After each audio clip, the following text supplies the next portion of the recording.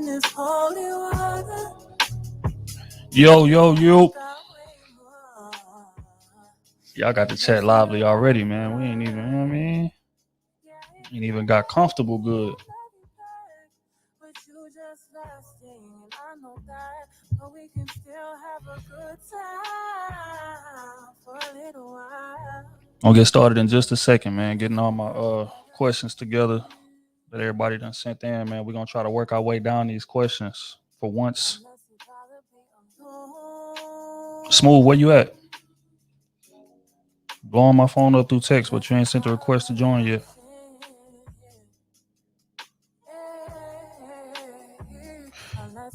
Hold on right quick. Let me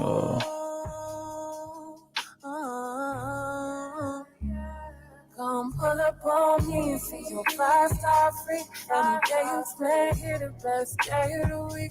I could have you on it for nothing temporarily. If you're trying to seize a moment, come and see me. Your crib is so far, don't won't drive my car, and I don't do Ubers. Come here and come twice, say I'm so evil. Swear I'm a demon. Well, they don't call me Hydra for no reason. No, ain't no better option. Yeah.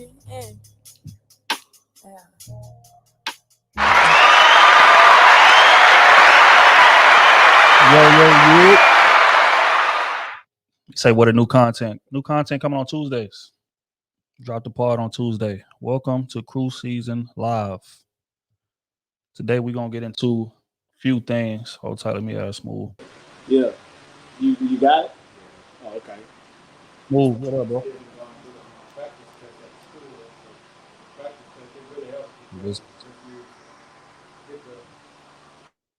But today we're gonna get into a few things, man. Like I said, we get a lot of questions from our regular listeners, and then we get questions from our Patreon members. If y'all are aware with how Krew Season works on our podcast, we typically answer Patreon first. That's what the rule is. Patreon members have priority. That's just what it is. So, but we only able to answer like maybe 5 to 6 questions per pod. But we getting 20 sometimes more during the week, and it's just like, damn, but these people are not Patreon members. So a lot of times we'll just tuck the questions in the vault, and hopefully one day we'll get a light day as far as Patreon questions are concerned, but that day has not come. So what that's left us is a stockpile of questions that we just got. And I've been thinking about a good way to answer these questions, you know what I'm saying? And outside of the pod, because if we try to answer them on the pod, we're gonna have a 5-hour podcast, which is just not happening. So I felt like today would be a great day to do so, man. I want to shout out to everybody in here. Hold tight. Let me add the guys one more time. Big Daddy got that fresh chop. Oh my God. You need a barbershop. I don't know how to ask. Too loud over there, bro. It's trouble today. Boys in trouble today. Whoa. Can you hear me? I hear a bunch of static. What's up, man? I'm over here with the best barber in the world, getting my son haircut. About to get my haircut. You know what I'm saying? What y'all niggas on? Chilling, man. Chilling. Man, it's loud as hell over there, boy. It sound like it's a lawnmower in the back. Somebody cutting grass? It's smooth over there.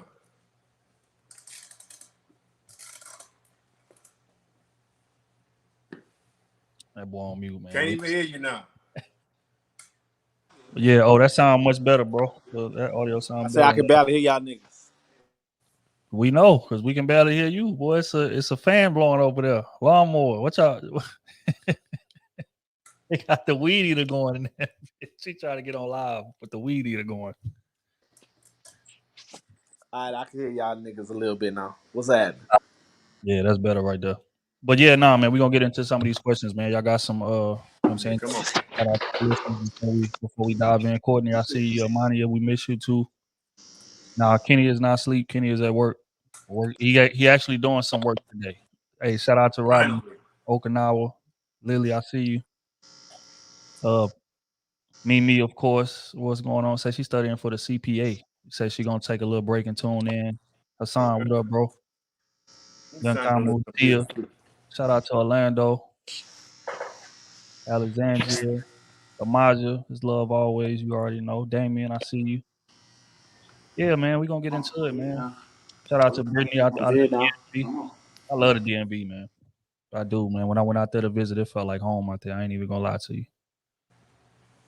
Um, but yeah, so we gonna get into these questions, man. Y'all boys ready? Where did O go? All right, yeah. Oh, all right, man. We just gonna dive right in here, man. Let's not waste much time. Oh, wait, hold on. Let me put the banners before we get started. Everybody in here right now, like the stream, like the video right now before we even get started. Let me put the banner up to remind y'all. There we go. But yeah, so we're gonna get into it, man. You said these long ass questions I'll be having to read. All right, it's all good. First one, she says, first off, I just love that y'all are consistent with dropping on Tuesdays. You say y'all niggas do not miss. But I think Kenny was right when he was speaking about dating independent women in 2021. Smooth was 100% right when he was saying that a lot of women want men to do exactly what they say. But Kenny was right about independent women being willing to submit. It just has to be with the right guy. As a millennial independent woman making my own corporate money on my own apartment, my own car, no, I don't need no man, but I can, quote unquote, submit to the right one. I just started dating someone seriously semi recently, and I'm not going to lie, it can be a struggle, but it's about me making sure you can lead and not going to play games if I let you lead. I don't want to be the man in a relationship. I got to do that everywhere else. So when we do get in a relationship, Kenny is right. We not getting with a nigga who playing the field. Say, I love y'all podcast. Y'all are continuously growing. Keep up the great work. Get to y'all monies. Damn, she didn't even ask a question. But she did bring about a good point for me to ask a question. I got a problem. What's that? Not necessarily a problem, but I think the small thing that we factoring in, to me, like when I'm talking about it, like Kenny is 100% correct. You know what I'm saying? I know women will submit to the right man, but I feel like for the most part, when we say the right man, a lot of times, well, in a lot of cases, that's what it is. It's like only one or like one or two type of men. Where men will more so have our options open. So we'll see the potential, or we'll try to, you know what I'm saying, play the field, or not even play the field, just get to know this person for who they are and kind of meet them where they at. Versus a woman just gotta be the man. You know what I'm saying? I think that's the difference. We're willing to gamble and grow and, you know what I'm saying, take a chance on something versus on the other side. So that's the only problem I don't like with that. And it's not that they need to, you know what I'm saying, lower their standards. It ain't that. I would say just be more like open sometimes, because it's not going to be perfect. And a lot of times I feel like they aim it so high. It's like this the only type of man, when you'll have a man that's just slightly, just a smidgen above, you know what I mean, below that man, when he can do the same thing. I think that's my only problem with it, because it got to be like almost like perfect. And like I said, men, we don't operate like that. She ain't got to be perfect for us to want to grow and build. What do you think that mindset stems from, though? For them like to be, because if you ask most women, right, if we have 10 women in the room and we ask them, how many of y'all would date a man that makes less money than you? Most of them are gonna say no. If we just gonna be honest. So, and it's it's irrelevant to how much they make. We got one making 250,000. I'm still not dating nobody that makes less than me. So, what do you think that mindset comes from? Because then it's protection. They just want to make sure that, you know what I'm saying, they want the man to be the provider and the protector for the most part. But you'll see women that say they don't mind. Like you'll see women say they don't mind a man dating less than them, but it's still a percentage though. You can't be making a significant amount less than them. So it's more like a protection factor. And financial security, you know what I'm saying, is everything for the most part. And if you can't do that, you know, as a man, she ain't got nothing to do with you. Hey, she's not trying to meet you where you at and build. It's either you have it or you don't. Man, I think it's because they don't want to lose everything. They don't want to risk losing everything like we risk it. You know what I'm saying? We put everything on the table and we stand to lose it all. A woman making more than the dude, when it's time for the breakup, she thinking about all finances. She's trying to hide finances, put it in different family people's name, all that type of stuff. So they think about that. That's why the woman making $250,000, they still be like, "Oh, I ain't dating no broke ass nigga that make less than me." You still gotta make more than her, bro. That's what we need to start thinking about. That's what we need to start thinking about. Goddamn me, and nigga touch $1 million. I can't date nobody making 90,000, 900,000. I can't do it. I stand to lose more than you. That's true. Facts. Yeah, I mean, I agree. I think it's that, and then I think it's just financial security in general. Just like the woman was saying, she said, "I got to be a man in every other aspect of my life." But to be honest, deep down, women really just want to get around a man and just curl up and be a baby, almost. Right. A lot of times, yeah. You know what I'm saying? And this is regardless of how strong she is. She may be super strong outside. She may be the rock to everybody around her at the job and her friend circle or whatever the case may be. But when she get around her man, she want to curl up and be a baby. And But it's see, hard to do that if that man makes less than her. That's why I think a lot of it is. What you gonna tell? outside of finances, I mean, we kind of the same way. If we're gonna be honest with it, you know what I'm saying? We put on this hard shell and we tough out here and we, strong and masculine and all this good stuff. But then when we get home, like we want to be able to relieve ourselves too. We don't want to always have to be tough, always have to have this shield up. You know what I'm saying? Like we want to be able to be vulnerable too. So I think we look for it too. It's just in a different aspect. But we do have a, I don't know, I guess like instinct or a call to want to feel like we providing. Right. You know what I'm saying? And that we are that place of security. I mean, as much as we do want to be vulnerable, sure, but most of the time we want to be the man. Like we want to stick our chest out and walk around the crib like, this is mine, this is my family. You know what I'm saying? Like we take pride in that. And I think women take pride in being able to be just super feminine. Even the ones that's a little masculine for real. They still like that. Like instead of not being as masculine, they will want to find a dude that's super masculine so they can just be themselves. But they never want to be with a dude that they feel like they can't just curl up and be a baby with. Right. And that's the thing. So it's just, and the messed up part about it is that they got solid dudes out here that may not make 250,000, but he could give you that. He can, secure the household and be the man and be the security and the protector and the provider for you. But it's hard to see him that way because society just judges men based on our money. That's what I'm saying. Yeah. That's why, like when I brought up that one point with Smooth, we was talking about the man being like a working for the city or dump truck driver, trash man. Right. Like if he been in there for a few years, he can make some nice money. You know what I'm saying? He ain't gonna be the best smelling, but shit, you got a house. You know what I'm saying? You're gonna come home, bills always paid. Y'all gonna be able to do some trips here and there. It may not be as often as you want, but shit, if you working too, y'all should definitely be able to bust that down and do stuff. Right. So I think it just creates a situation where we constantly missing each other. You know what I'm saying? And I don't know, that right there has to be quelled in some kind of way. And a lot of times it be us in our own head. We be self-sabotaging. We're gonna be honest. Because we'll run into a chick that make a lot of money and she ain't even tripping. But we walking around still feeling less manly or still feeling like maybe she looking at me like I ain't, who especially I need. When she's being reckless. It's like, hold on, like, whoo, I can't keep up with that. Now you supposed to say, I'm here for the ride. You got to jump on her back, bro.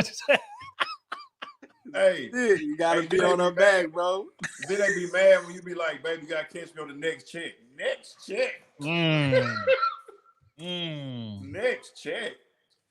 Yeah, so that right there is the difficulty in it, man. We be in our own head too, man. It's just like, it's just like somebody that stole something in a room, right? When you get around them people, like every time they look at you, you thinking, damn, man, I wonder if they thinking I stole it. Man, I wonder if they thinking I did it. You know what I'm saying? It's the same thing with us. When we ain't making as much money as we want to make, we got a woman that's completely understanding, a woman that's willing to help us make the money. Hey, baby, you should do this. Or hey, baby, I'll go see if I can get you this. I'm like, whoa. I got this. Got this. Because I'm the man. You know what I'm saying? But we walk around just feeling insecure. And that right there can mess up a situation too, man. That's crazy. But shout out to her, man. We're gonna keep this thing moving. The next one, make sure it's not anonymous. No, I'm just gonna read it. So basically I was dating this chick and we ended up splitting. Basically the next day. Damn.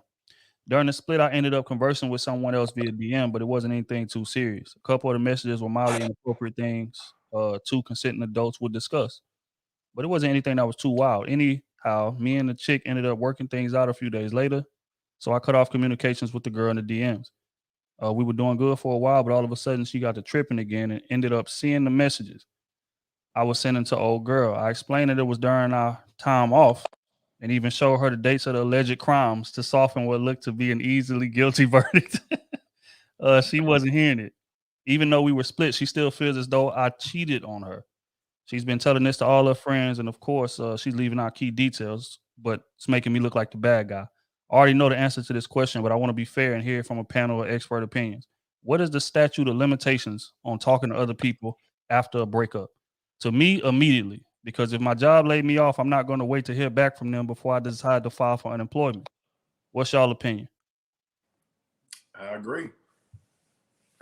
Once we done, it's a wrap. The moment you say, because especially me, I'm gonna ask, "Are you sure? Are you sure you want to end this?" You know what I'm saying? It's like when you exit out an app.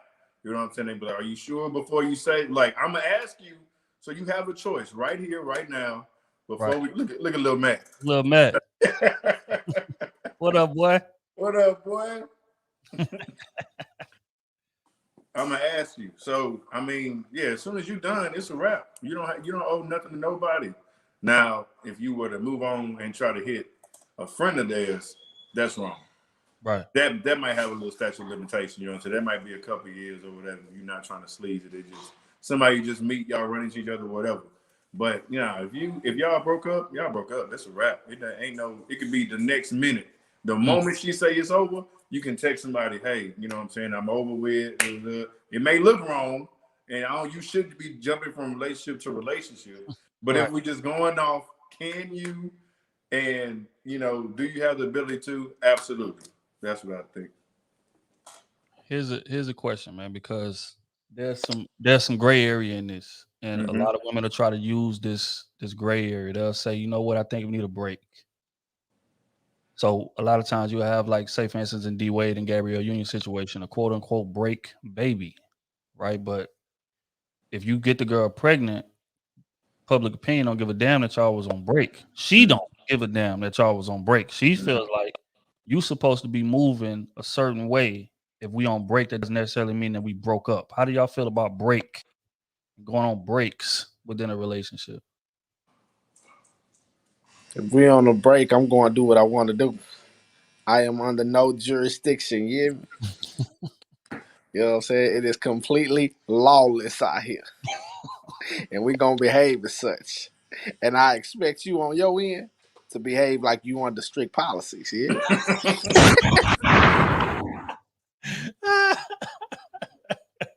Folks say, "Do what I do, or do what I say, not what I do." It's like a trial period. You know what I'm saying? You got if it's a break, you got 48 hours. If you had some of your phone you was trying to snipe, that's the opportunity right there. See that, and again, that's why I never believed in that break stuff, man. I know, a couple people that went on break, but what break creates is it creates unclear boundaries. Like when you're in a relationship, you can't have unclear boundaries. But that's just like people that be in situationships.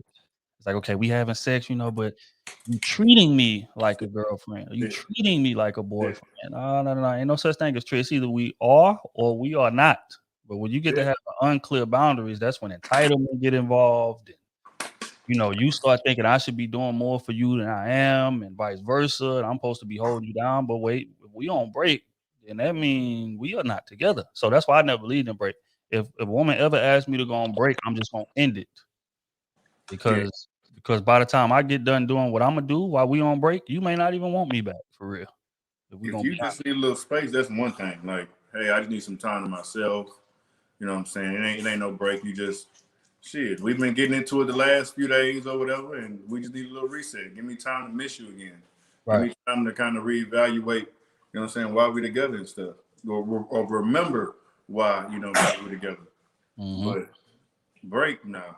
Once you break, that's almost like a performance review. You know what I'm saying?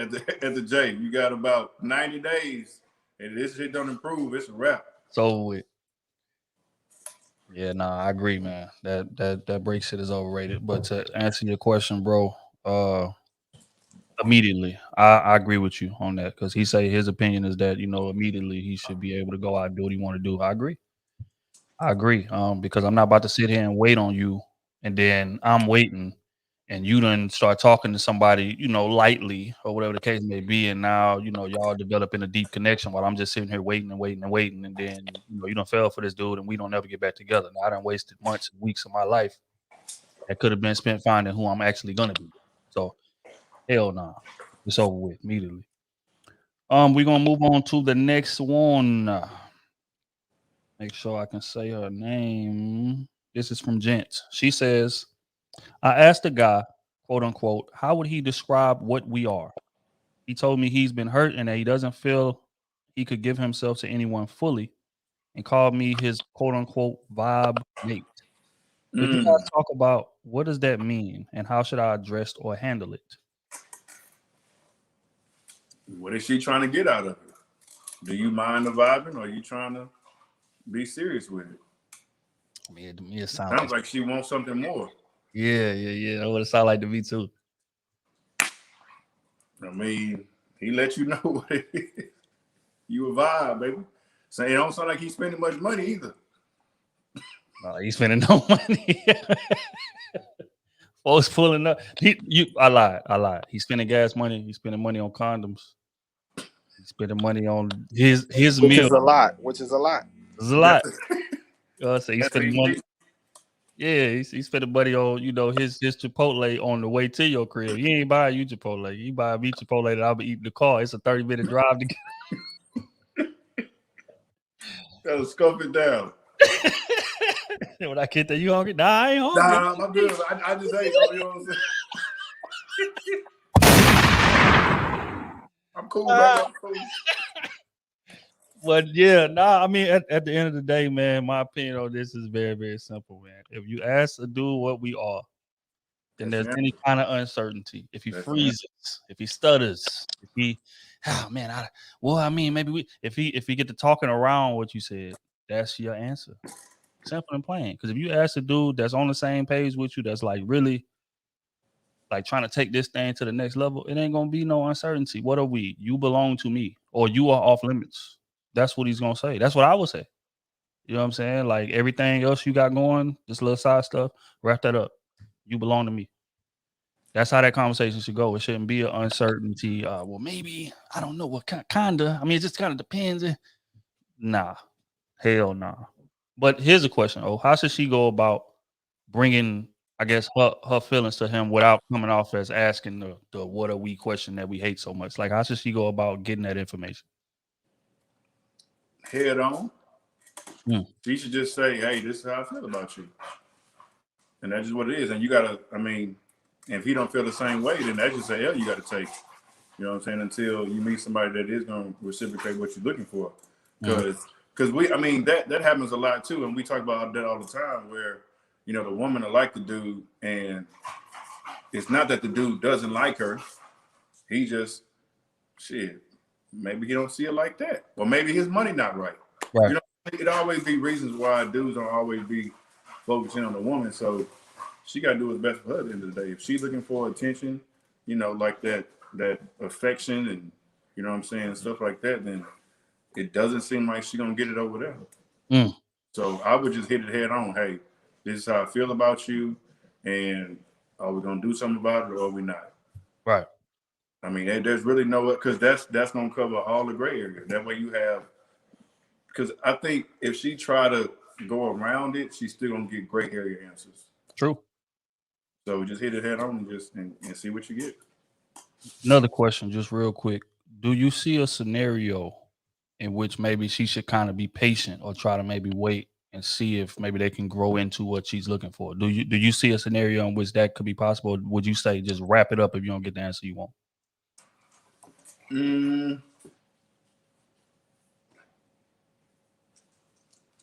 Shit. It's kind of all on her, because I know somebody that was in a similar position and the person just wasn't. The person was going through like a transition, and they was talking, and they really liked that person, but then the other person was uncomfortable because of where they were at in life. They liked them, but couldn't give them everything that they needed at the moment. So the other person kind of fell back a little bit, and then it just so happened the person started getting back on when they were supposed to, and so now they seem to be doing better. You know what I'm saying? Because of that. So, like I said, it just everybody different, man. It just depends on what he got going on in his life and she got going on in her life. If she ready to settle down, then I would say move on to something else. Because you know what I'm saying, you're gonna be wasting time other than that. I agree. I agree 100%. Real quick, man, before we go any further, we had what 70 people in here. Get the likes up. Make sure y'all stop what y'all doing right now. Get the likes up.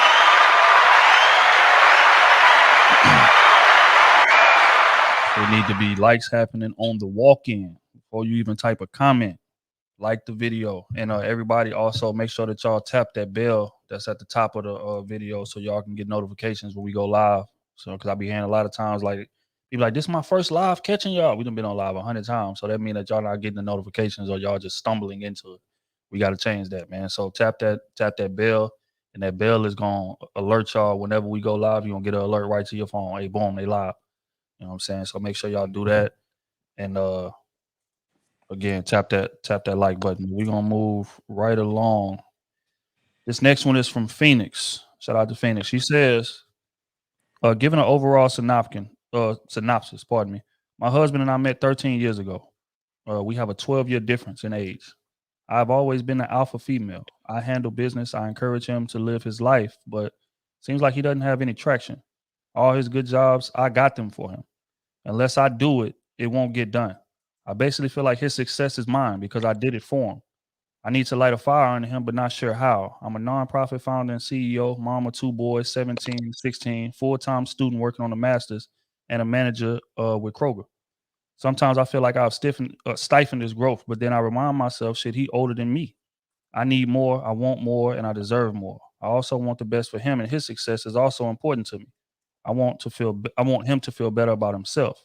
I bought a total gym with all the bells and whistles because we couldn't go to the gym during the pandemic. I've been feeling like I need and want a partner, and I feel like I don't have that. I want to light a fire under him, and I thought I would with my encouragement, but I feel like I'm throwing good money at a bad investment. Damn. We have been married for 11 years and together for 13. He did court me for 2 years. I just turned 39, and he will be 52. Help. If you need more information, let me know. Wow. Married for 11 years, and she's been probing and doing everything for him as far as getting him all his jobs and all his, opportunities, whatever the case may be. Now she feeling frustrated. So she feeling like she throwing money at a bad investment. That is a hell of an analogy for a man. Wow. Man, my thoughts my thoughts on that would be, especially with him being 52, like this change that you waiting on, it ain't coming. It's not coming. We just gonna be honest. So somebody's 52 years old. We said all the time, man. Like you can teach skill, you can teach somebody like how to do something, but you can't teach work ethic. You can't teach will. You can't teach want to. And it sounds like that's what he lacking. He just complacent where he at. You know what I'm saying? And again, I feel like there's nothing really wrong with that, unless he showed you something other than that in the beginning. But as far as like you thinking that you're gonna be able to affect the change and like how he operates, you're not. And that's just my opinion. What you think of? Man, yeah, the same. She see whatever opportunity she give him, he gonna make it work. I mean, clearly he don't mind taking the next step. But as far as him just going out and doing it on his own, nah, that ain't happening at all. He's setting his ways, and she, like a lot of women, are just go getters, natural go getters. You know what I'm saying? They want the next thing. They want to achieve something else. They have another goal. Like especially when you like 52, like a lot of men be setting their ways. They making decent amount of money. You know what I'm saying? He got his wife. He got his kids. Like, you know what I'm saying? He don't feel no need to keep going up because on the cool, the more you keep going up, everybody know it gets stressful and stressful. Facts. You know what I'm saying? The higher you keep rising. So you got some people that's like, I'm cool right here. Like, I know what to deal with. I know what's coming. You know what I'm saying? I'm not too much on the fence. So it seemed like he just, I'm Cadillacing, I'm chilling. I got my family, I got my wife. I'm happy. Like that seems like his happiness. And if she want more, then she got to express that. She got to express that. But yeah, I mean, you can't teach a man or anybody can't teach them ambition or just drive. That self drive. Everybody ain't got that. They don't. And also, sound like she crippling him, Mm-hmm. which is ironic because he's so much older than her. Like her doing everything for him is not helping the case, because that's gonna just make him be even more complacent. You know what I'm saying? So it's a situation where it's like you gotta, man, like you gotta kind of tell people what it is that you want from them or whatever the case may be, but you gotta allow them grace to go get it. You gotta allow them room to go do it. That's true. You know what I'm saying? But for you to try to hold their hand, walk them to the job, you know, fill out the applications for them and, right, you know, call the jobs to make sure. I mean, you just doing too much. Mm-hmm. And being an older man, you shouldn't have to do that, man. That's my opinion. Hold on right quick, man. We're going to shout out Story to Tell. Appreciate you, gang.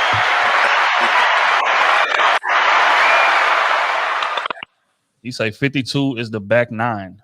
He is who he is. I mean, don't get no more real to that. It's real. And that right there is the problem that people have with dating older people, right? They can't be molded. Like it's a slow, you know, you get to that age, man, you stuck in your way. You done lived so much life. He probably got kids that he done had. He done probably been married before, been doing whatever he doing for 20, 30 years. Like that person is who he is, man. But you know, you still young or younger than him at least.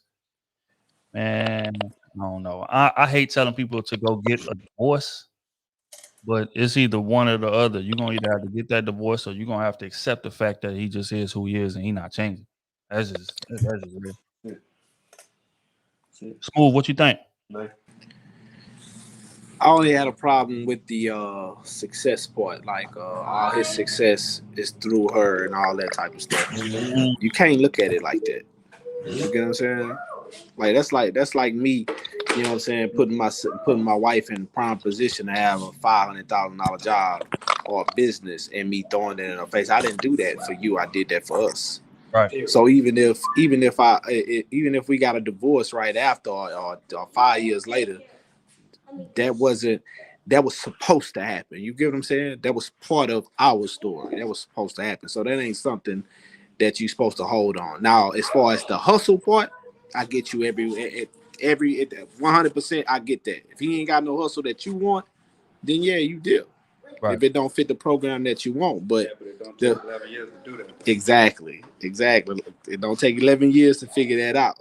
Yeah. So you stay stagnant this whole time. Come on, baby. You got to take some accountability too. You could have been left. So go down. That's true. That's very true, man. How about this? I just thought about this because Smooth said that. Mm-hmm. Do they even have the same goals? You know what I'm saying? Was that even talked about? Because it sounds like it wasn't. Damn. That sounds like someone that never talked about. And yeah, I mean, to be honest, it sounds like they don't. It sounds like they don't, which is why I said I don't necessarily feel like it's anything wrong with his mindset if that's who he was when he came through the door. Mm-hmm. You know what I'm saying? Now, if she met him and he was getting to it, you know what I'm saying, and doing his thing or whatever, and then he just kind of slowed down and just fell off, now that's a different conversation we have. But, you know, if that's who that man was, as far as him being complacent, and these are things that you should be checking for if vetting people properly.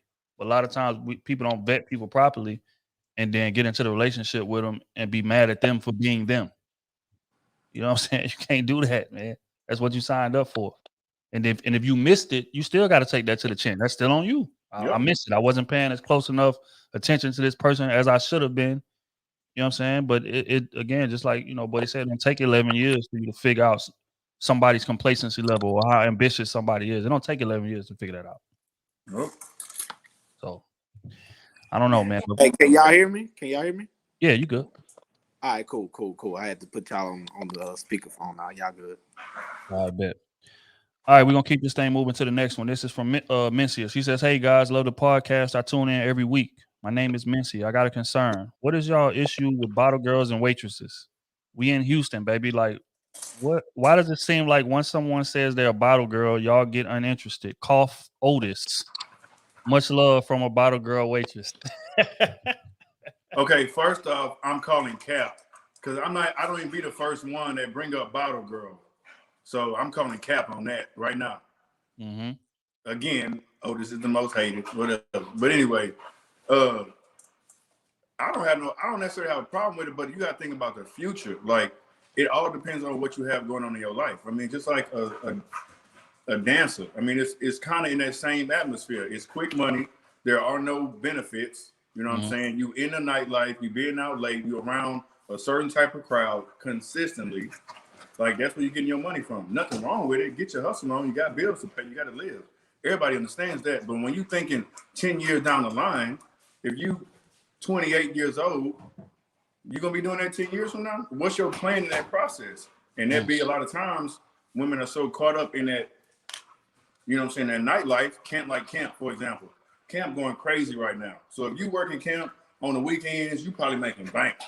Right. You know what I'm saying? So, which is cool, but what are you going to do with that money? Are you putting it to the side? Are you going to school when you're not up there? Like, what you going to do? Because you're not going to be 35, 38, 40 and a bottle girl. Right. You won't even get interviewed because they want the young girls. That's just what it is. That's how that industry works. So that's the issue a lot of guys have. Like, and that's why they say, like, it'd be for a good time. Like, now, if you, hey, I'm gonna do this for a year, I'm paying this off, paying that off, like this is what I'm doing. Sometimes a lot of these girls have other jobs too, like real jobs. Like, you having a real job and then you do that too, that's understandable. You trying to get something quick, you in and out, getting out of there. But you have to have a plan. It's similar to guys if they plan on being a drug dealer.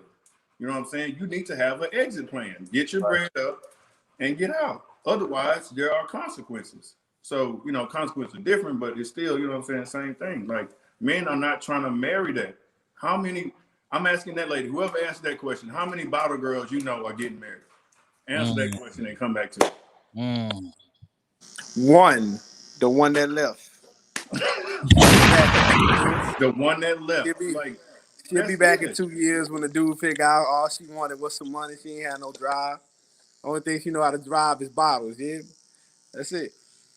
You know what I'm saying?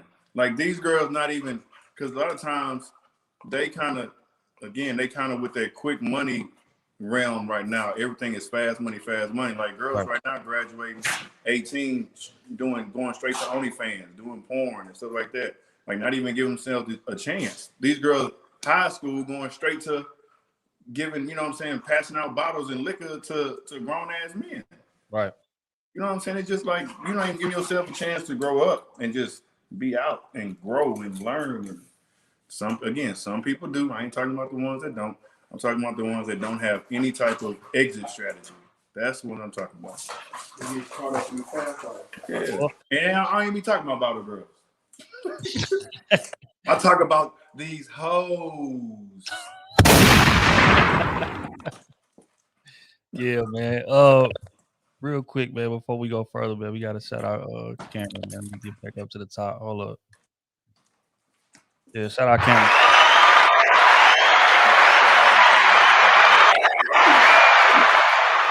Yeah, nah, we appreciate you. He say, yo, just want some love, fam. Keep doing y'all thing.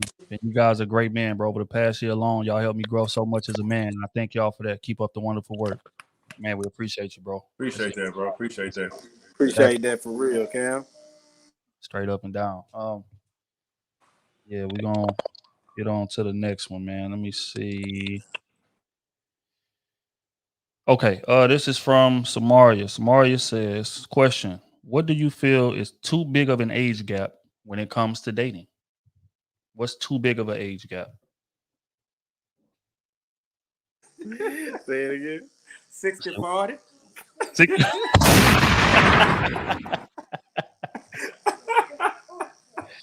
Okay, look. All right, look, I'm gonna adjust the question like this here, right?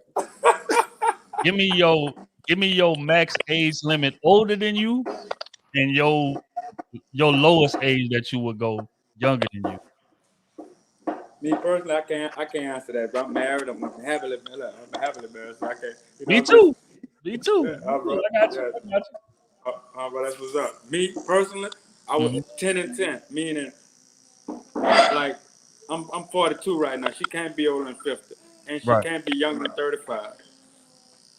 Period, because and I ain't knocking young girls, but like most young girls, they not established up here, and all they want is one thing. You know what I'm saying? And beyond that one thing, what else you gonna do? Just like y'all was just speaking on the making plans. If your mind not straight up here, how you gonna plan with a person that's up here? You Right. know, it's not gonna work. I agree. Mine pretty close. I got like 5 up, 5 down. I'm 31. So she older than 36. Hypothetically speaking, I'm married. I'm never getting divorced, but hypothetically speaking, she 36 or older than 36, I can't do it. If she younger than 26, I can't do it. We talking. It is what it is. But look, Nowadays, nowadays 40 is not old, bro. You know, and I'm Right. not saying that just because I'm older than 40, but Mm-hmm. I seen that's where the maturity comes from, age and learning. Right. You know, Fact. motherfucker that's 20, 28 and 30, they still want to do things that an 18-year-old doing. Right. Facts. I got a story I can't share online, but I got a story for y'all, man. I'm gonna tell y'all in person.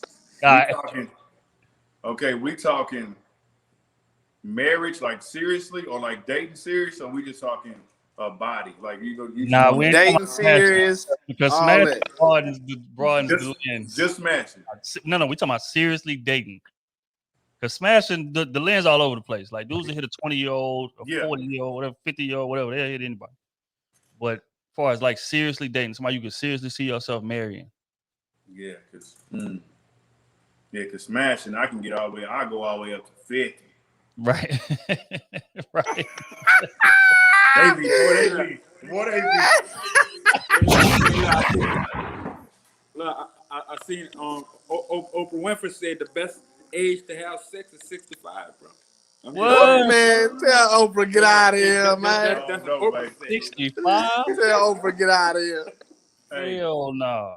bro, them older women, bro. You come over to them older women house, bro. They got the candles lit. They got your favorite drink made. They got you a hot plate. They might have your little warm towel or something. They gonna massage your back. You like at a whole spa over there, boy. Oh my God. But date though. I'm 33 now. Shit. 30, no more than 35. And low, I could probably go low to date. I'd probably go 27. 27. Maybe 27, like date. Older, yeah, just 35, 34, 35. Mm-hmm. Because I know what come with that. Nope. Oh, wait, well, you brought up a great point. What comes with that? I'm very interested to hear that. You know, we talk about it all the time. I know, but some of these people ain't heard it. You want to repeat what you said? It's just it's all on the people though, man. It's all on the woman. Like you have women that's 25 years old right now that got a bigger head on their shoulder than people that's 40. You know what I'm saying? Right. And that comes from the housing, meaning like if you have like with me, my daughter, I raised my daughter and she's 24 right now. She's very independent, but I don't think that would have. I'm saying she probably still would have been independent, but it probably would have been rougher if her and her mom would have been in the house because they would have became friends instead of the father being able to teach her how to be independent. Now in a lot of instances, you got a lot of women that don't have their father in the house and their mama and them become friends, and that's when they become bottle. What you call that? Bottle technicians. Bottle technicians or strippers or working in Burger King all their life. They don't have that knowledge up there to see what the father and the mama had to go through to make them what they are. So they have to learn on their own. So you might have a girl that's 25 years old that's really you might miss it. You might pass that. Mm-hmm. Not just thinking that she is just like every other young girl, because I call that babies me. You know what I'm saying? Yeah. I couldn't deal with no 25, 24 up in that. I couldn't deal with it. You know what I'm saying? Because I came up in the 80s. I'm an 80s baby, so I know about loyalty and independence. Not know. All right, I'm gonna go do this for a year or do that. Nah, we didn't do shit for a year. We did it for years to get ourselves where we at. You know. Right. Yeah, I agree. What you was about to say that come with dating older women? Man, it's just they want to be your mama. Mm. They want to, you know what I'm saying? You're not going. Now, don't get me wrong. Don't I take it back because in some instances, well, I'm not gonna take it back. Sometimes it takes them time to learn. That's all. Like sometimes with them being older and dating a younger guy, they have to understand that just because he may be younger, he's still a man at the end of the day. Like, yeah, you have some years and yeah, you have some wisdom, but at the end of the day, you still want that leadership. Like you dating him for a reason. You know what Right. I'm saying? So you see something in him. So he may be younger than you, but let that man lead. Let that man take the charge. And a lot of times it's because they're older, they just let that rule. Like I've been on this earth longer, I got more wisdom, I got more knowledge, and all that good stuff. When really he'll have a lot more knowledge too. She just don't want to let go of the reins and let him do it. Look, me personally, I think that men should be the ones to get younger, and the women with younger women, they are like I don't understand. I don't know how to say it. They are not matured enough. But the man being older, that's where it happened better. But if the woman being older, they want to try to teach the man because they probably been dealing with all kind of youngsters that's still in that young stage. You know what I mean? Right. Yeah. Hold on. Shout out Story to Tell.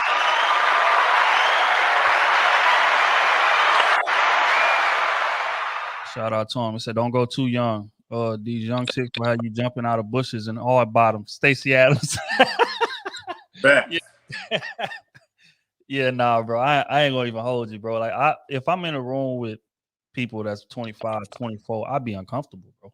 Like it's like just the type of conversation that's going on, like the type of things that intrigues them, the jokes that are funny to them. It's just not funny to me, bro. I don't know. So it's like it'll be hard for me to connect mentally, which is super, important to me is that mental connection. And sure, just like we said, if we talking about smashing, that age range broadens wildly because then I don't really have to talk to you. We don't have to have a mental connection to have sex. But somebody that I'm seeing long term, no. We got to be able to relate. Like when I get into my deep conversations, you can't be drowning. You got to be able to tread water, and a lot of these women cannot. You know what I'm saying? So that's what bothers me on that end. But as far as the older end, I agree with. I feel like subconsciously, right? Like even if they don't try to little man you, they're gonna do it subconsciously. And they're gonna question your ability to lead, which is imperative in a relationship. A man is supposed to be the leader. That's just what it is. But if he has a woman that's a lot older than him, even when he does try to lead, she gonna tend to question everything or most things because of the fact that she's been on this earth longer. So it's gonna be a lot of, oh, are you sure? Well, nah, maybe you should try it this way. Or nah, maybe you should do that. Which is cool. It's nothing wrong with getting that advice from your girl every now and again. But uh I mean at the end of the day, like you don't want to get the advice, run the risk of you just getting stepped on at every turn. Like that's not gonna be healthy as a man in that relationship. And as a woman, to be honest, if I'm a man and I'm dating a woman that's 20, I'll be able to manipulate her easily. And even if I'm not like directly trying to do it, it's gonna be a even if I'm not directly trying to manipulate it, it's gonna be a subconscious thing because I've been on this earth longer, so I know what you value at that young age, and I can use that to just keep you on a string to do what I want to do. You know what I'm saying? And that's what a lot of these dudes be doing. That's why they be older and they dating chicks that's 20, 19. It ain't just because she look good. It's because I can control her. Yep. Here, baby, take this little bit of money and go buy you something, whatever. Knowing them young girls just only value money. So I could just dangle that right in front of you and just work you like a puppet compared Yep. to like an older woman who's well off in her career. She got her own bread. You're not gonna be able to just tell her to go do things. She's gonna be questioning things and gonna be, you know what I'm saying? Because y'all are peers. But when it's a younger woman, like, and a lot of them super young women that date dudes way older, they looking for father figures that wasn't in the home. So they gonna look at him like that, even if it's subconsciously. So again, I feel like that a situation is just not healthy to me. But there are people out here making it work, and salute to them. But I mean, it just I don't know, it just couldn't be me. But shout out to Sea Iron Addict. I got two more. What's that, bro? Two more things. Mm-hmm. So one reason why I don't want to also date too much older too, because I still want to have kids. I don't have no kids.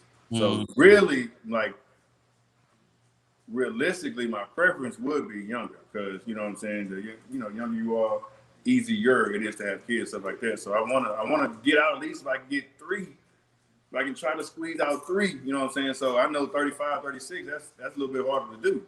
Yeah. You know what I'm saying? So that was one. But then the other point I was gonna say, perfect example, my mom and stepdaddy. My stepdad, I think, like 7 years younger than my mom.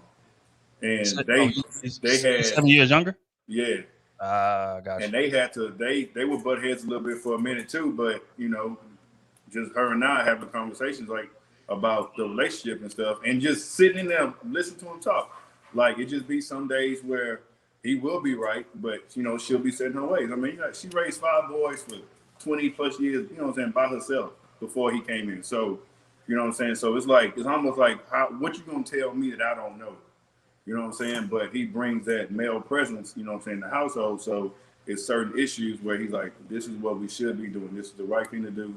It's not uncomfortable, but this is the direction we should be going. Right. And so, you know what I'm saying? She's still slowly, learning that and taking those other barriers and walls down. So, yeah. I think it just takes time. Because, again, we talk about people be setting their ways, too. So sometimes it just takes time, and it takes the right person. I agree. Hey, shout out to Christina, Patreon member Christina. She says, when you say women can't tread water during conversations, what are the topics that she's drowning in? Psychology, just how people think, like family wealth, generational wealth, just philosophy in general. Cause I like to talk about all that stuff. Those things interest me, and it interests me more because I'm 30 and I'm kind of shaping my legacy right now. But if you try to have that conversation with like a 20-year-old, 21-year-old, it's only so much that they're gonna be able to add to it. You know what I'm saying? They're gonna be doing more learning than bouncing ideas off each other. And I'm a big fan on being around women I could learn from. And it's not much that I could really learn from a chick that's 20, that's 21, if we're gonna be honest. Don't get me wrong, it's something to learn from everybody, but it's gonna be super lopsided. You know what I'm saying? And when I get into some of the things that I like to speak about, it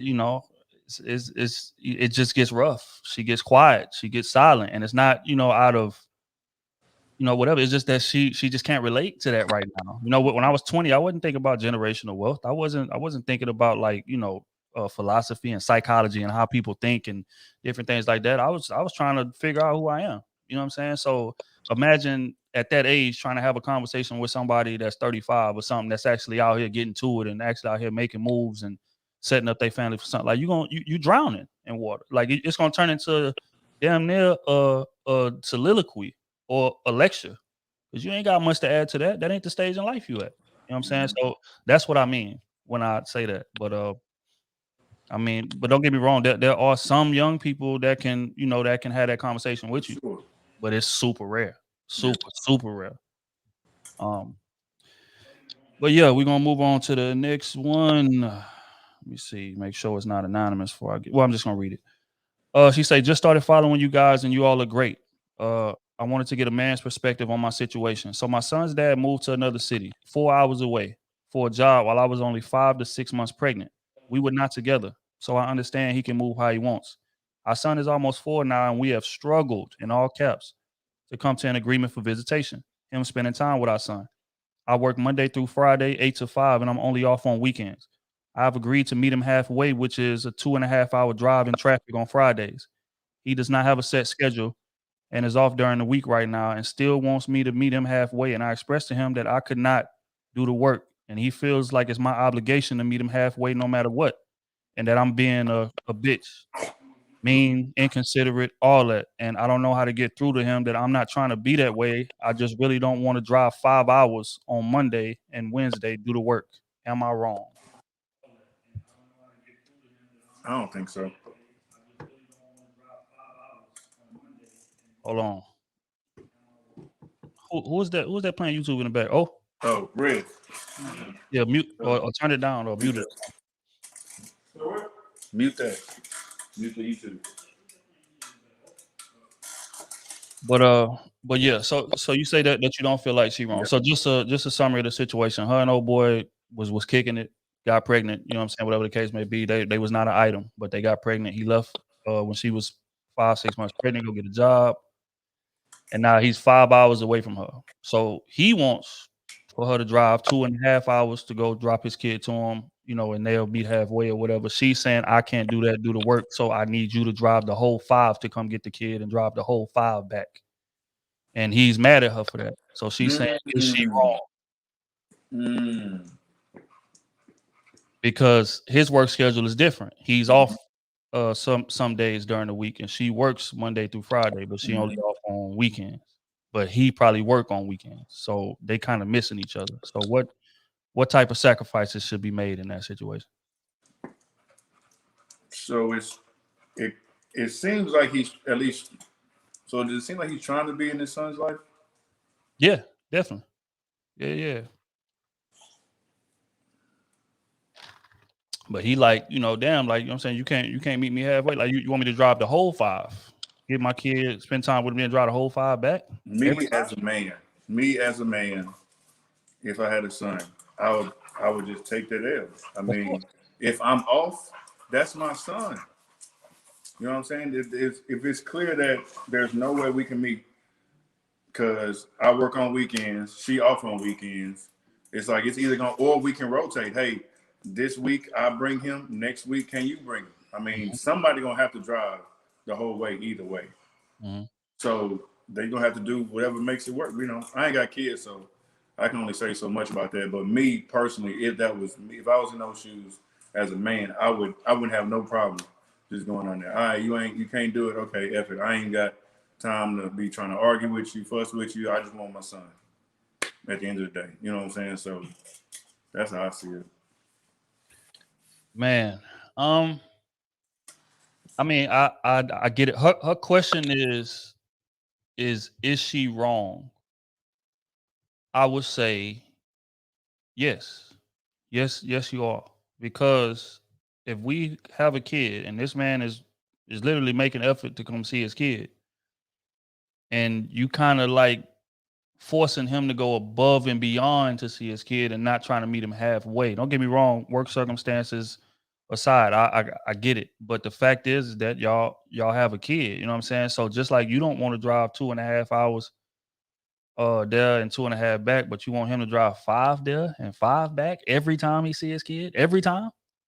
Like I can understand, like sometimes, you know, whatever. Hey, I ain't really feeling like it this week, but next week, you know, we can meet halfway. But if you want to see him this week, you got to come. I understand that, but it sounds to me like she's saying, okay, you know, I just don't feel like meeting you halfway when I get off of work, and that's I would say yes. If that's the case, then yeah, that's the case. She wrong. You know what I'm saying? But if she get off work and he's off, right, y'all should be able to meet halfway. Right. That way, nobody driving that long distance. Yeah. Exactly. If it's like that, yeah, I get it. I agree for sure.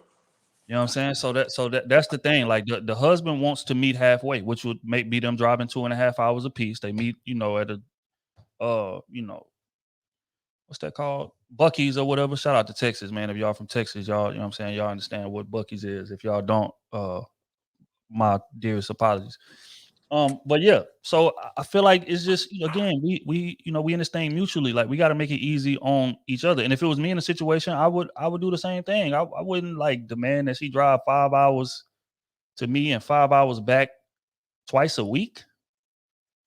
That's crazy. You know what I'm saying? I get it. Some days you ain't gonna want to do it, but you know, I mean, you gotta meet the man halfway. But again, if it's me in that situation, I'm gonna do what it take to see my kid. I'm not gonna let that stop me from seeing my child. But that's not what she asked. She asked, is she wrong? I would say yes. Oh, tight, man. Yeah, if that's the case where she just don't feel like it, you know, when she get off because she worked 8 to 5, whatever, yeah, she won't. Yeah, I mean, you know, it's tough, man. It's so many dudes out here that's not making zero effort to see their kids. Like you got some women like that if they could, they'll drive the whole 5 if they had a dude willing to see his kid. You know what I'm saying? But you got a dude that's actually going out of his way to, like, you know what I'm saying? Hey man, let's set up something mutual, something that work for both of us. You know what I'm saying? And do what we got to do. He trying to work as a team, but you expecting him to just go the whole way. And there's, you know, like, what effort are you giving to this thing? You know, I mean, don't get me wrong, you are taking care of the kid, but I mean, you got custody of the kid, so whatever. But I mean, if he's trying to do what he do on this, yeah, I don't know, folks. Yeah, you know, again, hold tight, man. Let me we had 100 people.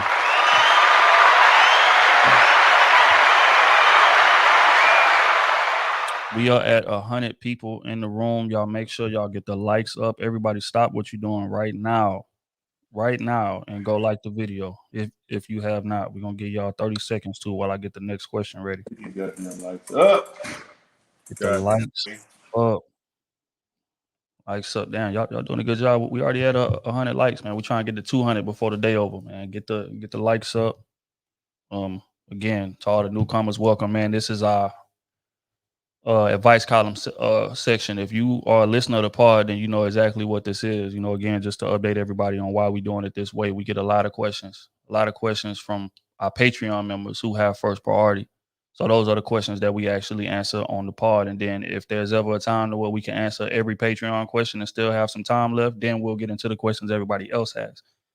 But that really happens. Our Patreon members ask a lot of questions. We're not even caught up over there yet. So we just getting steamrolled with questions, you know what I'm saying, whatever the case may be. So this is a situation where we can, you know, answer as many questions as we possibly can to people that are on Patreon. So I just thought this would be a dope way to do it.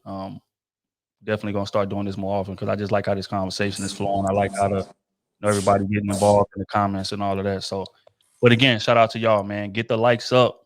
We're gonna move on to the next question. This is from Emily Ann.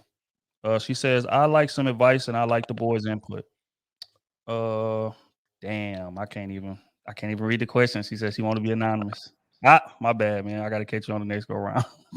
Damn. See, that's why I be saying, bro. That's why just read the question. You just read the question. Just read the questions.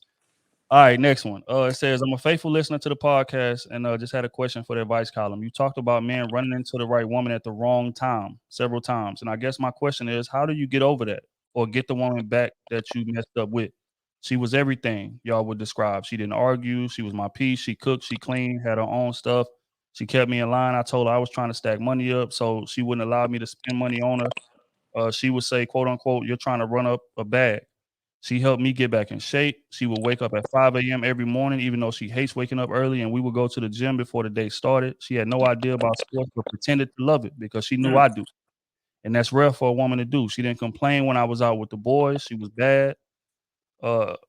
Say she was the girl everyone wanted but couldn't have. But she caught me cheating and walked. What should I do? Wow. Hold on real quick before y'all answer, man. Shout out to JT. We appreciate you, man. They playing my dudes to the Sleazeball University. Shout out to the crew. Shout out to you, bro. We definitely appreciate the love. What you was about to say? All right, so essentially the question is, he said, you know, he ended up catching the right woman at the wrong time. Caught the right woman at the wrong time. How should he go about? And ended up, he cheated. She walked. I guess what's the ideology behind that first, and then like what are some tips as far as, you know, maybe getting her back? Maybe. What's the ideology behind her running? No. Walking away. No. The ideology behind like us running into the right woman, but we just not ready. Because I remember you had a video go viral discussing that. It's just being selfish. That's all it is. You being in the moment. You being selfish. You're looking at all the options that you currently have. So it's like you don't want to settle on this one option when you still got 10. And like a lot of times those, you know, say you're looking at one, but you can have 4 or 5 that's solid. You know what I'm saying? And it's just because that you have them, but just because you know you can't get them, it's right. Like you don't want to take that chance. You still be in your prime a lot of times. You know what I'm saying? I'm still having fun. And so a lot of times men feel that the moment they get into a serious relationship, all that drops drastically. You're not going out with your boys. You're not going to be able to just kind of get up and just go about your day. Like, no, you're going to have to take that person into consideration a lot of things that you do. And it's much easier to just text 4 or 5 women when you feel like it and check in when you feel like it versus having 100% all your energy focused on one person. It's way easier to just split up 15 here, 10 there, 20 there. Like, so that's the whole ideology behind it. It's just being selfish in that moment instead of just being like, you know what? I see what I got. Unfortunately, I'm gonna have to let these women go and be like, you know what I'm saying? I feel you. I feel you, but it just sounds crazy when you say it out loud. But I feel you though. It sounds crazy, but then knowing that long term, this is more than likely the right choice. Knowing that, but it's like in this moment, it's like, damn, I can't. Can you give me like 2 more years of this? Yo? She's not gonna let you do that. It's not many women that's gonna let you do that. It's not, bro. She ready to get married. She want the wedding dress. She want the engagement. You know what I'm saying? It's just so much that come with that, and I think men realize that. So it's like I'd rather take a chance on finding somebody close to that because I know, based on past experience, a lot of times I know I can get something close to that. But then you look up 5 years down the line and you ain't met nobody that scratched the surface. Right. So, and as far as getting them back, I wouldn't even try. Knowing what I know now, I wouldn't even try. I wouldn't even try now because that trust is gone. That trust is gone, and she forever gonna bring that up. Even if y'all do kind of work something out, it's gonna be in the back of her head. So, damn. So you don't think that? I would try. Don't get me wrong. Don't get me wrong. I would try. I would try to hit up and try to be consistent with her and tell her I've changed and all that. But at the end of the day, I can't do nothing about what I did in the past. I hurt you. I have that mark on my resume between me and you. It's there. You know what I'm saying? So, and if she don't take you back, it's just like hell you got to take. So it's go through that disappointment, go through that possible disappointment, or work towards it, and then really have to fight night in and night out for your relationship to prove that you have changed. So it's like, what do you want to do? But is the woman of your life worth that? Worth fighting? Like that? Like you talking about? But then sometimes that's when niggas go crazy. You know what I'm saying? Now he outside, now he's stalking, and now he all because he fucked up. Right.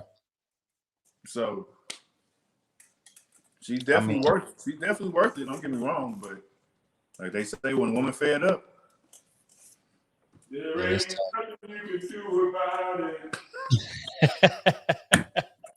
Hey man, we're not saying that on this pod, man. We're not doing that. We're not supporting that artist on this pod. Not on the pod. But I mean, I don't really got nothing to add to that, bro. I think you summed it up pretty good, man. The ideology behind it is spot on. You know, it's a situation. You know, I go back and forth with it about like whether it's selfishness or whether it's just being smart or being considerate. You know what I'm saying? And what I mean by considerate is like if we get together right now, I know I'm hurt you. I know I am because I'm not who you need me to be right now. Mentally, I know it. You know what I'm saying? Huh? You chopping up. Hold tight. I sound right now. I'm decent. It's still chopping. Unless it's that. I don't know if it's just me. I'm hand in my headphones. Hold on. Okay. It might be me. Go ahead. Hold on right quick. Mute yourself. All right. But yeah, like I was saying, hold on. Can y'all hear me? Can the listeners hear me? Oh, okay. You hear me? Not if you can hear me. Okay. But yeah, so hey. Yeah, so like I was saying, sometimes it's being considerate. Like as a man, like we know whether or not mentally we in a space where this situation has a chance or not. And we know, hey, I'm fascinated with this outside attention right now. I just am. You know what I'm saying? And I get a rush when I walk in the club and all these women want me, or I get a rush being who I am, like the status that I got, and you know whatever the case may be. It's like so bringing you into that, I'm essentially fighting a losing battle. You know what I'm saying? So I don't even want to put you in that. So I'm gonna try to keep you at a distance right now. So I feel like that could be a form of being considerate. But the thing is, women don't really see it like that. Women gonna see it as like, oh, you being selfish, or oh, like I'm not worth you cutting all that off. And it's not necessarily like him comparing you to all of that. It's just the stage of my life I'm in right now. I'm gonna feel like I'm missing something if I get into this relationship. And I feel like a lot of men struggle with that, especially when you're young, getting in relationships, because to be honest, there's so much life that you haven't lived, um, or whatever the case may be. And it's like, you know, you could be doing yourself a disservice because you ain't got the experience that you need to outside yet. And sometimes a lot of men need to go get that experience outside before we can be the man that we need to be for you. We need to learn ourselves. We need to learn how to love. We need to learn how to be emotionally intelligent, different things like that. And he may just not want to drag you through the mud in the process of learning these things, because it can be rough. It can be rough if we not connecting, like we should be, emotionally, or whatever the case may be. And I ain't had the experience. I ain't had the time to work on it. So now I got to work on it while I'm with you. Shit, I could break you down even more doing that. So sometimes it's being considerate, but most times I feel like it's what O said. Most times it's just selfishness, man. I just, I'm enjoying this. I'm enjoying the attention I'm getting, and it's just they got dudes that's 40 that's still enjoying the attention they getting, or whatever the case may be. And I think a lot of it too got to do with financial income. I think women hit their peak earlier than men, and what I mean by peak is like what the other gender wants from you. Most women are finer when they're younger. That's just reality. You know what I'm saying? They get older, stuff get a little saggy, they put a little weight on, whatever the case may be. But they always talk about, yeah, when I was 22, my body was looking da da da. So like 22, 25, 26, like that's their prime as far as looks, which is what most men, that's our top requirement in regards to women. But with men, the top thing that women want from us is money. And most men don't really tap into that bag until they're about 30, 35, sometimes 40, if we're gonna be honest. They ain't really getting to that bag like that. So it's like I've been broke all my life, and I done had a select few women that I could choose from when I was broke. This is most women. Now some dudes been getting women all their life. We ain't talking about them. But most dudes, I only had a select few women that I could tap into. But now that I got this bag, now that I'm making, 150,000, 200,000 a year, and I'm driving this Benz, this 600 Benz, and I got this big ass house, and I got this jewelry on, and I can do what I want to do and eat out and spend crazy all I want to spend. That's attracting a different type of woman, a different level of woman. So it's like just curiosity alone is gonna make him just want to go explore that. It's just like, because it's just something that I ain't seen yet. It's just like somebody being broke all their life, and I've been driving a damn Toyota Prius, but now I'm making 200,000.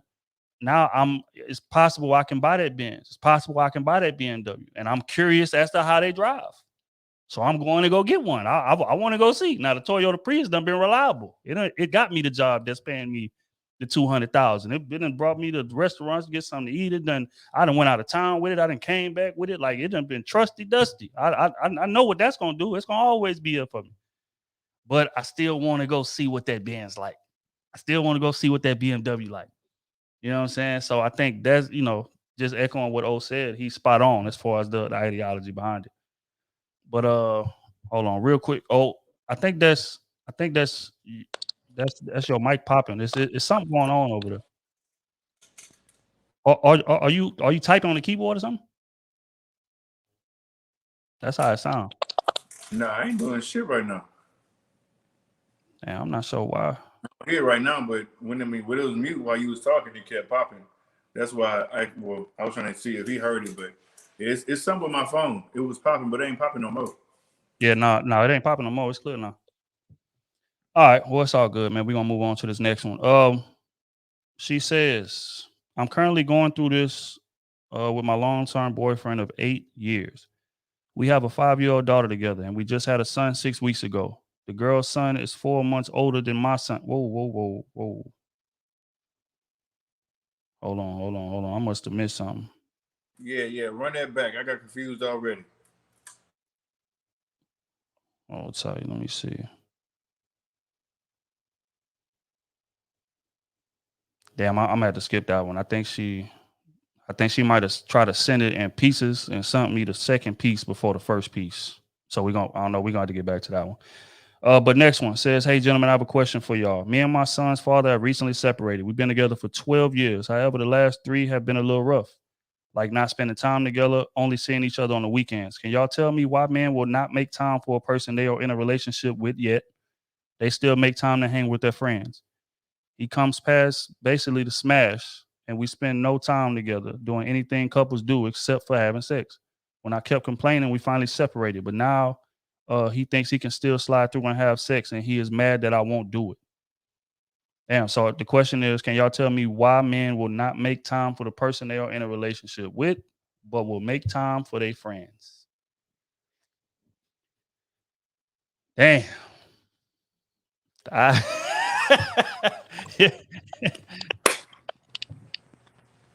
mean, we can give you the PC answer, or we can give you the real answer. And I ain't really big on PC, so I'm gonna give you the real answer. The real answer is you are not as fun as his friends are.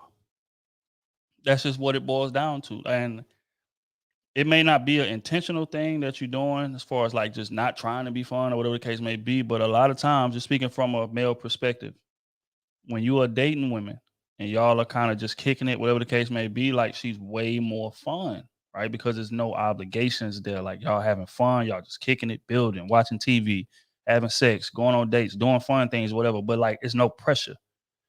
But it seems like when we get into relationships with women, that brings about a different level of entitlement. So now all these rules come into effect. Now, don't get me wrong. I ain't talking about messing with other chicks, cheating, whatever. Those are understandable rules. We are in a relationship. But, you know, it's certain rules that come into it, like, why are you going out so much? Right. But this is how much I was going out when we linked. You know what I'm saying? And it ain't got to be 4, 5, 6 times a week. Like some dudes go out, you know, at least spend one day a week with the guys. And some women feel like that's too much. Like, why do you got to see your friends every week? Why y'all got to go out to the bar every week? So that's what I mean by rules. And it just be so many rules that it starts to feel like you start to feel more like my parole officer than my girl. And when I'm with the guys, I don't have to worry about that. We just kicking it. We having a good time. Also, being with your woman is more expensive than being with the guys. If we gonna keep it G. This is honest, right? If you ask the question, I'm gonna give you the answer. It's more expensive being with your girl, right? Because when you ordering food with the guys, you paying for your own food, right? But when I'm ordering food with you, I'm paying for both of us. So now and not only paying for both of us, the restaurants go up. I eat McDonald's. You know, me and the guys can eat McDonald's when we out and be cool. You don't want McDonald's. You want, you know, you want fancy stuff. You want Chili's. You want steakhouses. You want seafoods and We spots and get different some. things We like grab that some Wingstop real quick. and We call it a good. day. You know what I'm saying? But you don't want that. You want extra stuff. So now that little $15, $10, $12 that I would have spent when I'm out with the guys, that turned into $60, turning into $70. You know what I'm saying? So it's more expensive that way.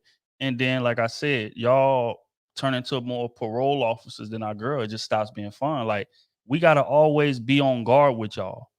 And what I mean by on guard is like, okay, I got to make sure that what I say is not hurting her feelings, or I got to make sure that my tone is right when I'm saying certain things, or I got to kind of, just guard against her insecurity. She may be insecure about this certain thing, so I can't really speak on that, or I got to watch how I speak on it. With men, it's no filter. We talking to the guys however we want to talk to it, and more times than not, it's rough. Because that's our love language, essentially. Like we clowning each other, we joking on each other, we wrestling, we fighting, we doing all of that. You know what I'm saying? And it ain't no feelings caught. It ain't nothing taken personal. It ain't nothing. But you could be doing little things and your girl will take it all the way personally. Like y'all could be joking on each other and you may say a joke that you think is harmless. And she take it to the chest. So whoa, all the fun stuff. So what you meant by that? So you saying that I'm too fat, or you saying that I'm just so it done went from us joking that we knowingly joking to you taking something left field. Because when a woman is your girl, she takes everything personal. Everything you say, everything you do is taken personal. There's no such thing as stuff just being, we just have, it ain't, don't read nothing into that. Ain't no such thing as that. Women reading into everything you do when they like you. So to answer your question, in simplest form I can, it's less pressure when he's with the guys, and it's more fun more times than not. That's just my opinion. What you think, O? Man, I agree with everything you said. Man, I really ain't nothing to add to that. That's just real. That's just real. And like I said, it ain't even got. I'm saying y'all say Chili's. It ain't got to be Chili's. Benny Hanna's, Steak 48, LA Fisherman. If you in Houston, like She these. want to eat good every time. She not Yeah. like we cool with just getting by with the smallest stuff. Like every now and then, yeah, man. You know what? Let's go do this today, fellas. Let's go spend some money. But for the most part, women trying to eat good every single time. Especially when she with her man. Yeah, especially. Right. That's just what it is. Let's go to Grace's. Let's go get some seafood. Seafood ain't like it used to be 5 years ago. Shrimp back then was $8.99 a pound. It's $17.99 a pound now. Yeah. Snow crab legs was $13.99 at the restaurant. They $25. That's facts. That's facts. You know what I'm saying? So is that, it is like, again, sometimes, I think women could kind of help that situation. Like they need to make a conscious effort to just be a little more lighthearted, man, and just be a little more fun, and just stop always just reading so much into everything, and stop looking over that man's shoulder while he on his phone, and stop, when he go to the bathroom, he got to worry about if you going through his phone, or if you leave his laptop open, you scrolling through his stuff. Like all that is stressful. It's stressful. It's just always having to constantly worry about something. And even if you're not doing nothing, you taking it as, okay, well, you don't trust me, bro. Like, why is you doing all this? Like, this is ridiculous. Like, but when he with the guys, he don't have to worry about none of that. We kicking it. It's a good time. We doing our thing. And then I leave, come back. We could get into a fight with the guys. It could be a real argument. We done had real arguments on this pod in front of y'all. Real hard down arguments. But immediately after this pod is over, all right, big dog, what we doing, man? We going to go eat. We going to it's it's over. It's done. But if you get into an argument with your girl, it ain't done. It's not just done right there. It don't matter what agreement y'all come to. It's not done. You know what I'm saying? You may say something during that argument and she'll bring it up a month later. But yeah, you went 2 months ago when you said da da da da da. It's that. With the guys, that don't happen because everything is not taken so personally. But go ahead. And when they always choose the worst times, dog. That's another thing why we get in arguments big too. Because women will choose the worst times to want to talk about something that happened that month ago. So first off, as men, we're already upset that you still holding on to something that was a month ago. Second, it's Monday Night Football. I done had a rough day at work. I'm just trying to sit real quick, watch this game. It's a good game. It's my team and somebody else's big rival. And you want to talk about, you know what I'm saying, words that I use that you didn't like. Come on, man. How would you feel if I come to you, babe, last week, you know what I'm saying, when you told me, this is while you watching Housewives or something, why you told me, you said my shirt was a little too tight. What you was trying to say? If I came to you with some shit like that, like, she would not be listening. You know what I'm saying? It's just the times, or right before bed. You about to be asleep. Y'all, it's been quiet 5 minutes. She roll over. So I mean, dog. And so so as men, it's like it ain't even like it's a defensive thing. It's just I'm kind of irritated because it's like you chose right when I'm getting ready to fall asleep. I didn't take a shower. You could have came in there and talked to me while I was in the shower. Like, you know what I'm saying? Like we had plenty of time to talk about this. Which one way before I go to bed or while you see me watching TV. It's like you gotta pick and choose when we have these conversations, baby. You're not saying that your conversation isn't important. Your feelings are very valid. It's just pick the right spots when to do it. That's it. That's all I ask. as men. That's it. I agree. Look at Messiah. He say my grandfather always said women are just extra bills outside of sex. So choose one whose bills are low. OG, that's right there. That's OG game. But yeah. So I think that's what the fallout is, man. So women got to make a little more conscious effort, man, to be more, be more fun, man. Just be more lighthearted, and that man gonna want to spend time with you more. But when you taking stuff personal, man, it's tough. Yeah, fun, definitely. That's why the hoes always winning. Oh man. Okay. That Ken is annoying. What is that, bro? Yo. Mic check. Mic check. I don't know what that is. Hold on. Hold on. Oh, stop. Can y'all hear it now? Like people in the chat, tell us if y'all can hear that clicking now. Mic check 1 2 1 2. Mic check 1 2 1 2. Can y'all hear it now? Is there any clicking right now? I just gotta see if it is. I mean, if it ain't, then you gotta. I don't know. It's something going over there, bro. You might have to get on the. Yeah. Oh, it is something going on with you, bro. I don't know what it is. My shit been on mute the last 30 seconds and it was still doing it. Nah, that's why I made you keep it on mute. They say while you was on mute, they say it wasn't as bad. I mean that it wasn't happening. But when you take it off mute, it start clicking. So I don't know what that is, bro. You might have to go connect to the roadcaster right quick or something. Yo, can y'all hear it right now? Mic check, mic check. Can y'all hear it?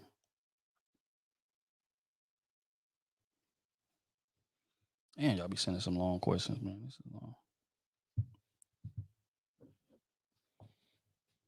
Trying to see, because YouTube got a lag, so we gotta wait like a few minutes for them to answer. Yeah, see, they saying nah. They saying they can't hear it when I'm just talking by myself. Yeah, I don't know what the hell going on. Hold tight. Let me There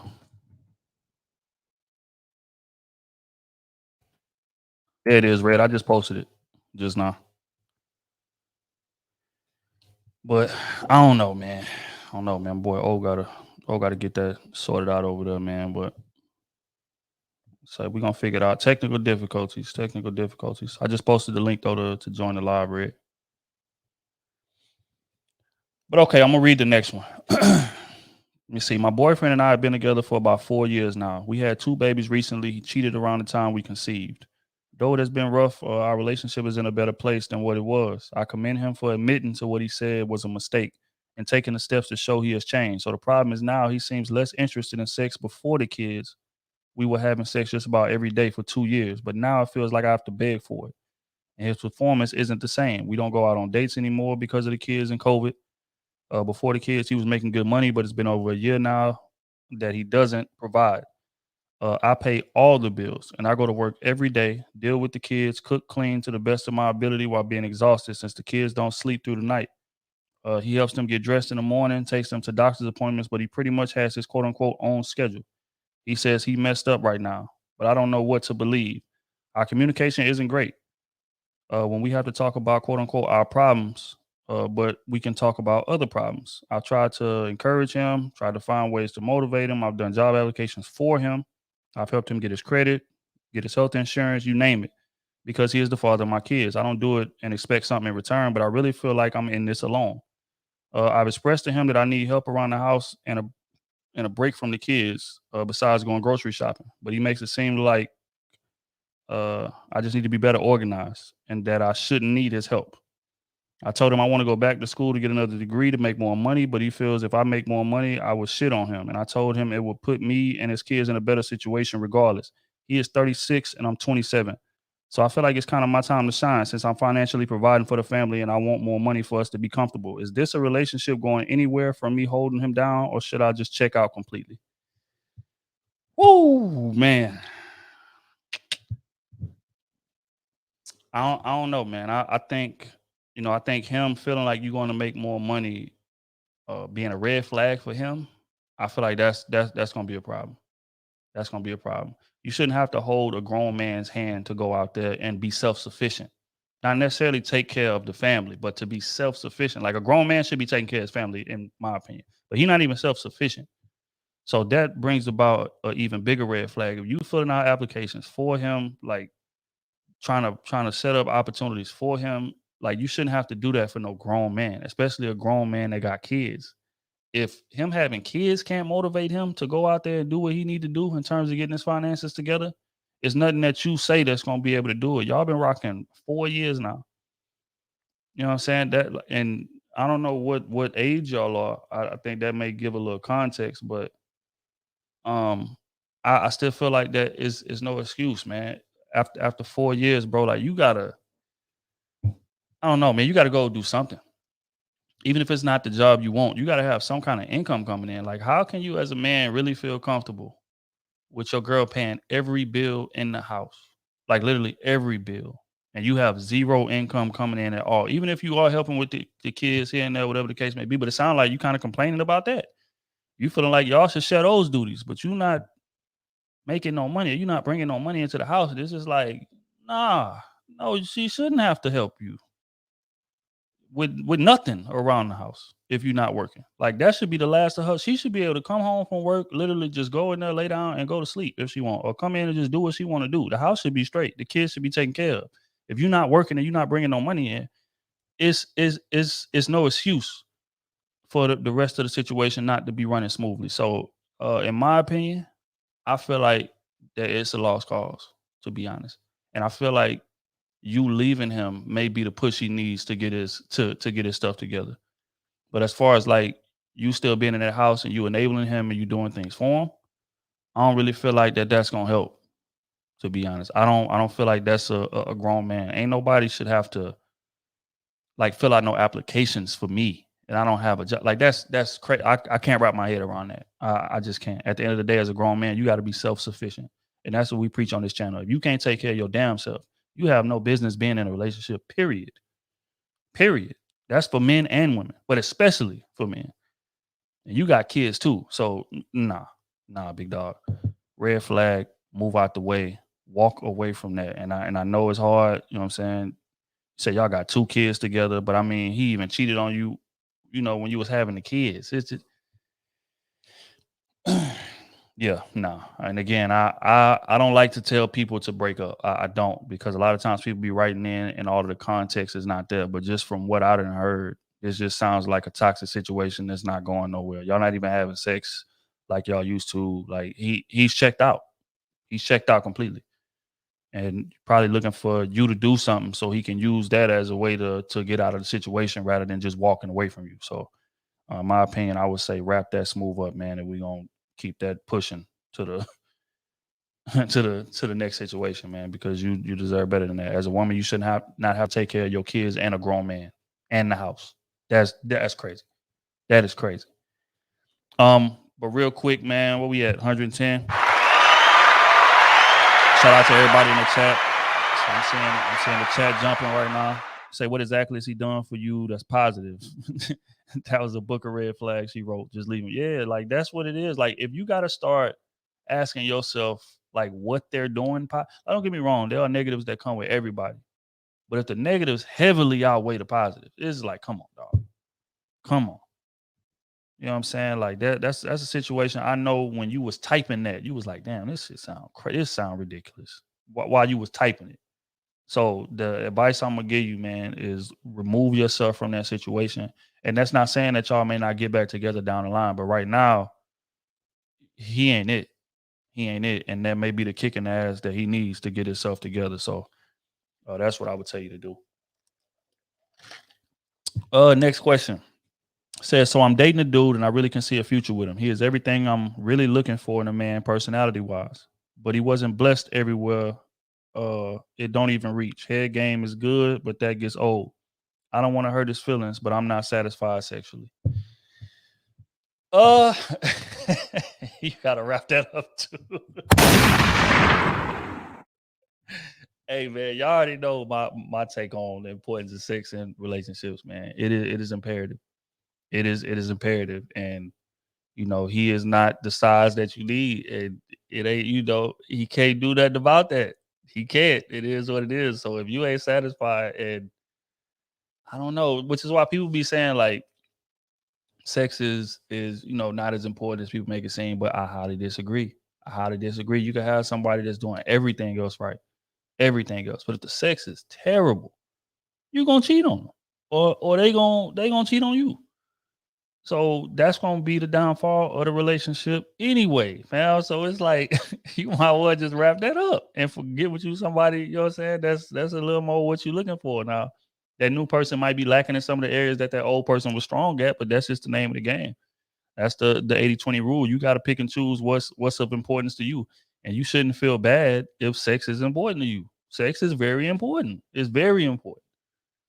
Like people be thinking, whatever, it ain't that important. I can just no, sex is important, very important.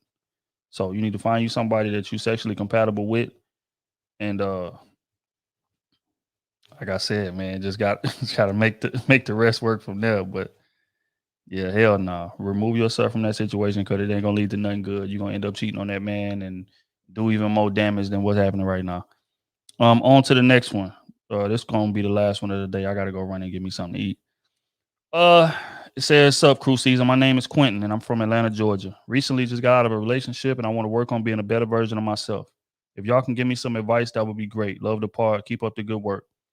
Man, he came back with another. He said, "Hey, I'm back with another question, but please, damn, he want to be anonymous. So I'm gonna just answer the first one. What is he saying? Say recently just got out of a relationship and I want to work on being a better version of myself. If y'all can give me some advice, that would be great. First thing you should do, or first thing you shouldn't do, is jump back into another relationship. That'll be my first piece of advice. Like you really need to sit back and analyze your last relationship. And I feel like not enough people do that. Some people will wrap the relationship up, or even if you the cause of the relationship ending, your girl left you, now you just out here. Instead of like really sitting back and analyzing what you did aside from the cheating, because it wasn't just the cheating. It wasn't. Like cheating is a symptom. It's not the main cause of what's going on in a relationship. There was some kind of disconnect. And if you don't analyze what that is, you're going to go into the next relationship and repeat the exact same mistakes that you made in the one you just left. So my advice would be to not jump back into another relationship immediately. You need to take some time, date, get you some therapy so you can be on the same, so you can become aligned mentally and understand what your faults are, understand what your strengths are, understand what it is that you're looking for. Because I'm sure you cheating, probably was a result of her not being what you're looking for, if we just gonna be honest. Don't get me wrong, there are a lot of men who find what they're looking for and cheat anyway, but a lot of times it's a situation where we don't really know what we're looking for. We just, we think that she is what we want, and then we get with her, and then it burns out, and then it's like, well, damn, I do care for her. I don't want to hurt her, so I'm gonna go out here and try to be sneaky and do my thing on the side or whatever, and just pray she don't find out. But rarely ever do it work like that, man. Like it don't work like that. Women have a way of finding out always, or most times. You know what I'm saying? So, and when she does, now you done wasted time of your life because you just did not know what you want. So I would take this time to be selfish. I would take this time to really like date and really like try to analyze these women and come up with me a non-negotiable list of things that I really, really value. I think not enough time, men don't really do that a lot. Come up with a non-negotiable list. And what I mean by non-negotiable list is these are things that women must have, or else they will not be taken seriously. And I'm not talking about shallow things. Oh, I want a fat ass, or I want to be pretty in the face. Or I want no. I mean like hard pressed 40 years of marriage type of things. Like what type of childhood did she have growing up? Or did she have to have growing up for me to give her a chance? Or like how mature is she? Like how focused is she on, her legacy? And what type of family traditions, do she value? Is she close with her family? How well does she take care of her kids? What type of friends does she have around her? And what role in her friend circle does she play? These are all things that's important. That's gonna let you know, whether or not she's a follower, whether or not she can think for herself, or whether or not she's seen examples of what a successful relationship looks like. So she got something to pull from, rather than just being around toxicity all the time. She was around toxicity as a child. Her friendship circle trash. She around toxicity from their friendships. They calling her, dumping problems on her, whatever. So it's just toxic all the way around. So what you think that she's gonna bring to that relationship with you? These are the type of things that we as men don't really put enough stock in. And then when the relationship go bad, then we looking like, well, damn, man, she seemed like a cool person, but it was just a lot of stuff that you missed and you wasn't paying attention to. So you need to sharpen up your skills as far as recognizing those things. So that's what I would be working on. And better your career too. Take the time to better your career, because I know that when you're in a relationship, it's harder because you can't focus on your career like you need to.